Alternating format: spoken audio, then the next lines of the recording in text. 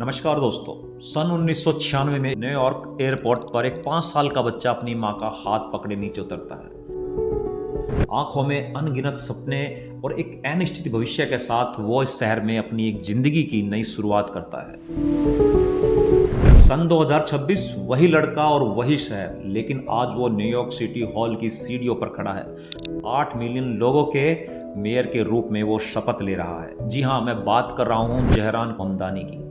ये वही नाम है जो कल तक न्यूयॉर्क की राजनीति में छाया था, लेकिन आज ये अमेरिका से लेकर भारत के हर न्यूज चैनल पर छाया है। पर सवाल आखिर क्यों?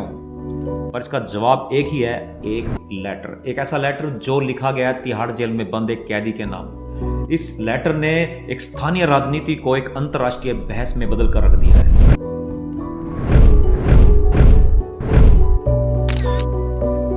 18 अक्टूबर 1991 को युगांडा की राजधानी कंपाला में जोहरान ममदानी का जन्म होता है। जोहरान का जन्म जिस परिवार में हुआ, यह परिवार कोई आम परिवार नहीं था।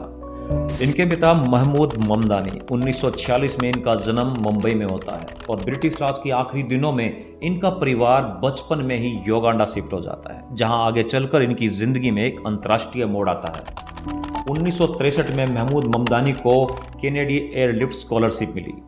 यह वही स्कॉलरशिप थी जिसके तहत अफ्रीकी बच्चों को अमेरिका में पढ़ने का मौका मिला और इसी स्कॉलरशिप के तहत बराक ओबामा के पिता भी अमेरिका पहुंचे थे। अमेरिका में पहुंचकर ये खाली पढ़ाई तक सीमित नहीं रहे। 1965 में अलाबामा के मॉन्टगोमरी शहर में द सिविल राइट मूवमेंट अपनी चरम सीमा पर था। अश्वेत नागरिकों के हितों की रक्षा के लिए इन्होंने उस संघर्ष में बढ़ चढ़कर भाग लिया और उस दौरान इनको गिरफ्तार कर लिया जाता है। इन्होंने अपने अनुभव में बताया, जब इन्होंने युगांडा के राजदूत को फोन किया तो राजदूत ने इनसे एक सवाल पूछा, आखिर क्यों ये दूसरे देश के आंतरिक मामलों में हस्तक्षेप कर रहे हैं। तो महमूद ममदानी का सिर्फ एक ही जवाब था, ये कोई आंतरिक मामला नहीं है, ये स्वतंत्रता का संघर्ष है। इनकी माता मीरा नायर, जिनका जन्म 1957 में ओडिशा के राउरकेला शहर में होता है। एक ऐसा शहर जो उस समय भारत के औद्योगिक नक्शे पर छोटा था लेकिन महत्वपूर्ण था। मीरा नायर जो आगे चलकर अंतर्राष्ट्रीय पहचान रखने वाली फिल्म निर्देशिका बनती है। इनकी एक फिल्म सलाम बॉम्बे को ऑस्कर अवार्ड के लिए भी नामांकित किया गया था।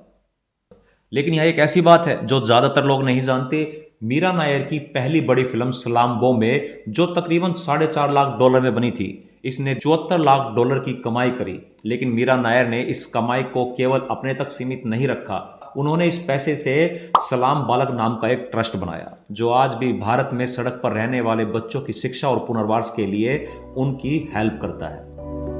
यानी कि जोहरान जिस माहौल में पड़े बड़े, वहां पर एक तरफ थी अकादमिक सोच और दूसरी तरफ कहानी को कहने की ताकत। 1989 में मीरा नायर और महमूद ममदानी की मुलाकात होती है। 2 साल बाद 1991 में दोनों ने शादी की और उसी साल इनके बेटे जोहरान ममदानी का जन्म हुआ।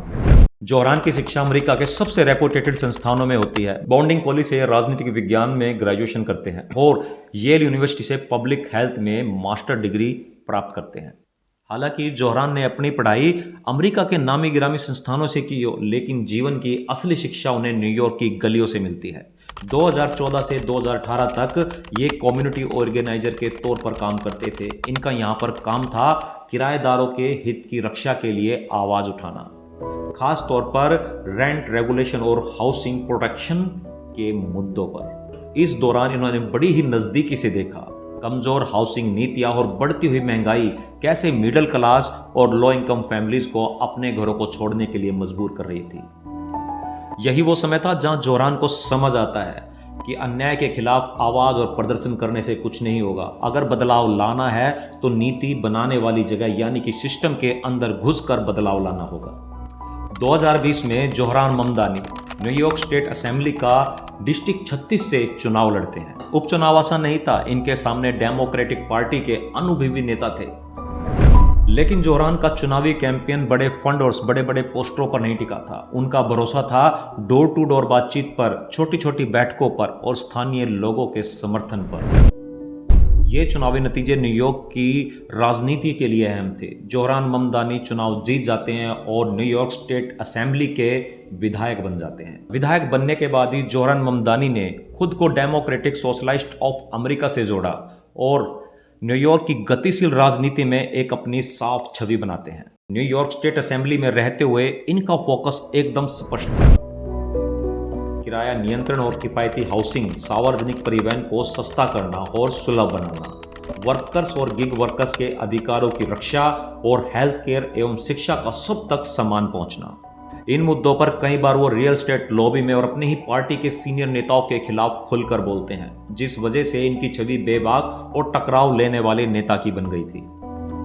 समर्थकों के लिए जोहरन ममदानी बदलाव की आवाज थे और आलोचकों के लिए जरूरत से ज्यादा वामपंथी। लेकिन इन सब में एक बात साफ थी, जोहरन ममदानी अब ऐसे नेता नहीं रहे थे जिनको नजरअंदाज किया जा सके।